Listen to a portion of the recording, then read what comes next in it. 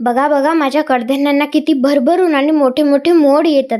तर हा डब्बा मला माझ्या रिंकू वहिनींनी गिफ्ट केलेला आहे. नाहीतर पहिले मी रुमालामध्ये मोड येण्यासाठी त्यांना बांधायचे, तर त्यांचा खूप सारा वास यायचा आणि दुसरी गोष्ट ते चिकटसुद्धा व्हायची आणि मोड यायची तर दूरचीच गोष्ट आहे. त्यामुळे मला हा डब्बा त्यांनी दिलेला होता आणि आज खूपच भरभरून मोड येतात. त्यानंतर मी किराणा वगैरे भरला. म्हटलं आज काही पण हो, सर्व किराणा भरलाच गेलेला पाहिजे.